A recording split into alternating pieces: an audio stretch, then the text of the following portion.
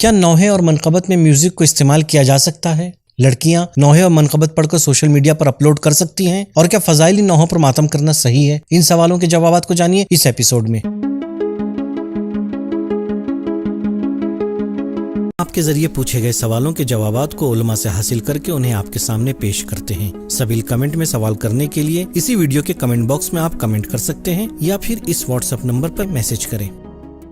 دوستوں السلام علیکم، سبیل کمنٹ کے اس نئے ایپیسوڈ میں آپ کا استقبال ہے۔ آج کا پروگرام ہمارا ایک اسپیشل پروگرام ہے۔ دہلی سے کچھ جوانوں نے کہ جو نوحے اور منقبت وغیرہ کی ویڈیوز اور کلپس بناتے ہیں، انہوں نے میوزک کے حوالے سے ہم سے کچھ سوالات پوچھے تھے اور یہ چاہا تھا کہ ان کے جوابات کو علماء سے حاصل کر کے انہیں دے دیں۔ لیکن جب ہم نے دیکھا کہ یہ سوالات کافی امپورٹنٹ ہیں اور ممکن ہے کہ ہمارے دوسرے بھائیوں کے بھی ذہنوں میں اس طرح کے سوالات ہوں، تو ہم نے ان سوالوں کو اپنے پروگرام میں شامل کر لیا۔ لیکن پروگرام کے آغاز سے پہلے ایک بات آپ سے ضرور کہنا چاہوں گا، اور وہ یہ کہ ماہ محرم، ماہ ازاں نزدیک ہے۔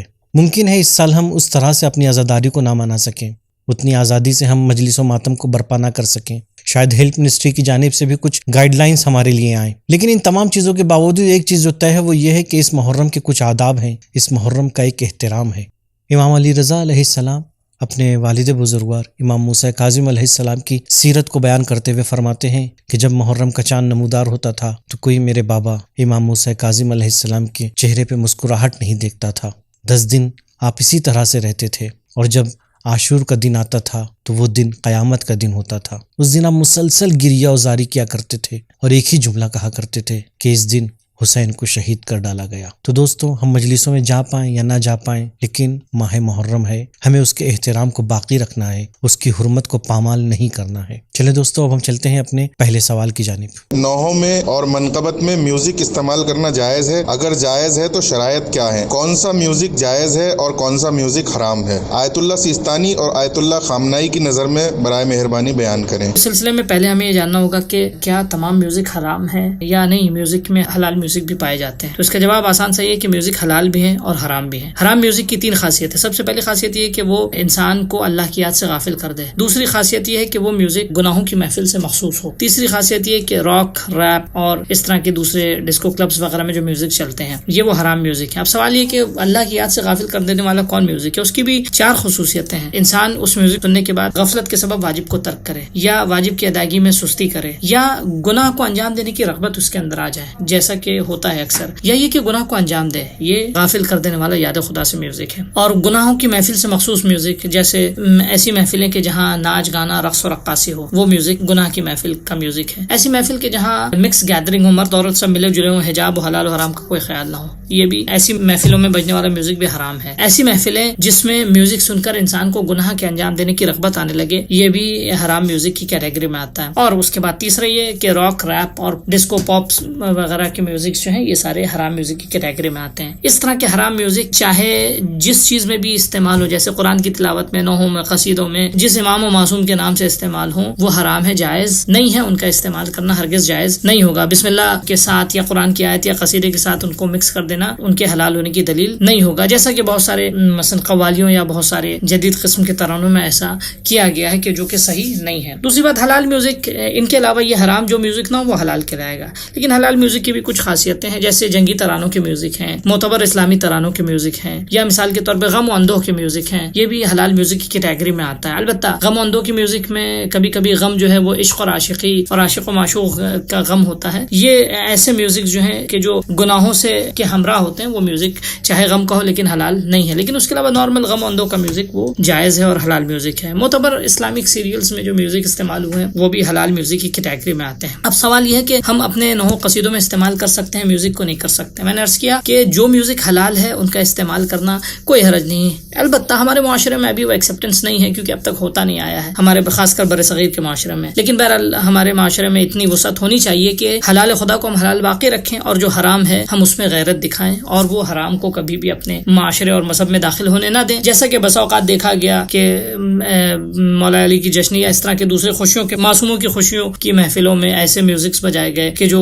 گناہ کا سبب بنے، اور البتہ اسلامی ترانوں اور قصیدوں کے اندر ان میوزک کو بچایا گیا تو یہ جائز نہیں ہے. لیکن جو حلال ہے وہ اسلام میں حلال ہے. ہم میں اتنا ایکسیپٹنس ہونا چاہیے، اتنا ٹالرنس ہونا چاہیے، اور حلال خدا کو ہم حلال باقی رکھیں. البتہ وہ لوگ جو اس طرح کے میوزکس کو مکس کرتے ہیں ان کو اس بات کا لحاظ کرنا ہوگا کہ وہ ماہرین اور ایکسپرٹس سے یا ایسے ریسورس سے میوزکس حاصل کریں کہ جو حلال ہیں، تاکہ وہ گناہ میں خود ملوث نہ ہو اور دوسروں کے بھی گناہوں میں ملوث ہونے کا سبب نہ بنے. نوحوں میں کیا صرف غم بیان ہونا چاہیے؟ فضائل پر ماتم کرنا کیسا ہے؟ اور کیا نوحوں میں پیغامات اور اصلاحی باتیں بیان کرنا بھی جائز ہے؟ عزاداری امام حسین علیہ السلام ہماری جان ہے، پہچان ہے، اور دین اسلام کی حفاظت بھی عزاداری سے ہوتی ہے. لہٰذا عزاداری کی صحیح صورت کی حفاظت اور اس کو فروغ دینا بہت ضروری ہے. نوحہ عزائے اہل بیت علیہ السلام کا ایک اہم رکن ہے، لہٰذا نوحے کی صحیح صورت کا تحفظ بھی بہت ضروری ہے. نوحہ عربی لغت میں گریہ کے معنی میں ہے، تو ظاہر ہے کہ نوحے میں مصائب اہل بیت اطہار علیہ السلام بیان کیے جاتے ہیں جن کو سن کر آنسو جاری ہو جاتے ہیں.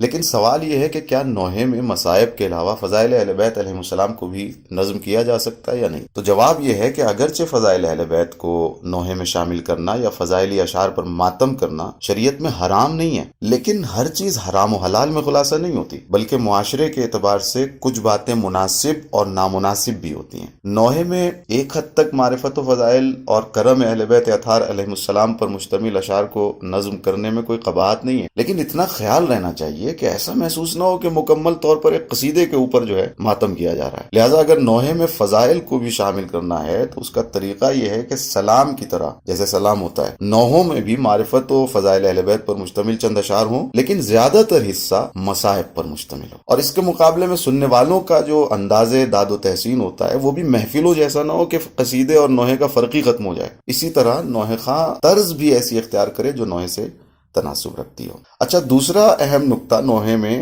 پیغامات امام حسین علیہ السلام کی شمولیت کا ہے، جو بے انتہا ضروری ہے. اگرچہ کربلا میں ظلم و بربریت کی انتہا کر دی گئی اور خاندان عصمت پر شدید ترین مظالم ڈھائے گئے جس کی مثال نہیں ملتی، لیکن کربلا کا صرف یہی رخ نہیں ہے، صرف مصائب کا رخ نہیں ہے. اہل بیت اطہار علیہ السلام کی قربانیوں کا اصل مقصد وہ اعلیٰ الہی پیغامات ہیں جنہیں عالم بشریت تک پہنچانے کے لیے انہوں نے اپنی جان کا نذرانہ پیش کیا، جیسے توحید، ولایت، عدل و انصاف، اتحاد، ظلم کی مخالفت، مظلوموں کی حمایت، استکباری طاقتوں کا مقابلہ، یا ان جیسے دوسرے پیغامات کو دنیا کے سامنے پیش کرنے اور معاشرے کو ان سے آشنا کرنے کا ایک بہترین ذریعہ نوحہ ہے. لہٰذا نوحوں میں مصائب کے علاوہ پیغامات امام حسین علیہ السلام اور پیغامات اہل بیت اطہار علیہ السلام کو شامل کرنا بے حد ضروری ہے. اگر پورا نوحہ صرف پیغامات اہل بیت بالخصوص پیغام امام حسین علیہ السلام پر مشتمل ہو تب بھی یہ اچھی بات ہے، مطلوب ہے، اس لیے کہ امام نے انہی پیغامات کے لیے تو تمام تر قربانیاں دی ہیں اور مصائب برداشت کی ہیں. لہٰذا یہ پیغامات نوحے کی فضا سے مکمل طور پر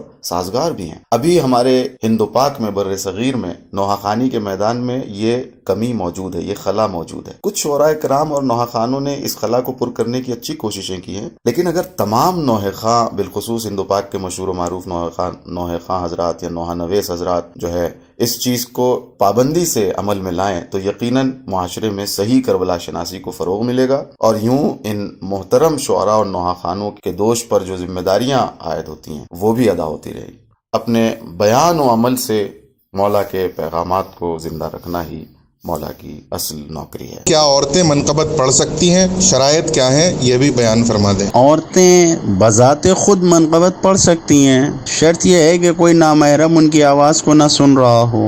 اور آج کل جیسے سوشل میڈیا پر یا وائرل کرنا یا یوٹیوب چینلز پر پڑھنا، اس میں احتیاط ضروری ہے، کیونکہ جو مسئلے میں بیان کیا گیا ہے وہ یہی ہے کہ اگر آواز میں باریکی ہو، خوبصورتی ہو اور بناوٹ ہو اور ہیجان انگیزی ہو تو خاتون کے لیے اشعار منقبت پڑھنا جائز نہیں ہے. غنا کا نوحے اور مرثیوں میں استعمال کرنا کیسا ہے؟ دیکھیے، غنا حرام ہے، چاہے قرآن و نوحہ و مرثیہ میں غنا سے استفادہ کیا جائے یا بیہودہ اشعار میں، گانے وغیرہ میں. اور غنا سے مراد ہر وہ طرز، دھن اور آواز ہے جو گناہ اور عیاشی کی محفلوں سے مخصوص ہو یا اس کے مشابہ ہو. کہ اگر فرض کیجیے کوئی نوحہ پڑھ رہا ہے مگر نوحے کے طرز کسی گانے کے طرز پر ہے، کہ جیسے کسی نے نوحہ سنا فوراً اس کا ذہن اس گانے کی طرف جو ہے متوجہ ہو گیا، یہ اس سے جو ہے مشابہت رکھتی ہے. تو اگر کوئی ایسی طرز ہے، کوئی ایسی دھن ہے، کوئی ایسا انداز ہے جو گناہوں کی محفلوں سے، عیاشیوں کی محفلوں سے مخصوص ہے، تو آیت اللہ سیستانی اور آیت اللہ خامنئی حفظہم اللہ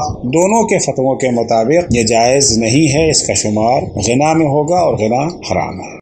تو دوستوں یہ تھا ہمارا آج کا پروگرام. امید کرتے ہیں آپ کو یہ پروگرام پسند آیا ہوگا. جانے سے پہلے ایک ضروری اعلان آپ سے کرنا چاہتا ہوں، وہ یہ کہ ماہ محرم کے عشر اولیٰ میں سبیل کمنٹ اپلوڈ نہیں ہوگا. انشاءاللہ ماہ محرم کے عشر اولیٰ کے بعد ہم آپ کے نئے سوالوں کے ساتھ پھر حاضر خدمت ہوں گے. اگر محرم کے حوالے سے آپ کے کوئی سوالات ہیں تو ہمیں ضرور کمنٹ کریں. تب تک کے لیے اجازت دیجیے. خدا حافظ. شکریہ.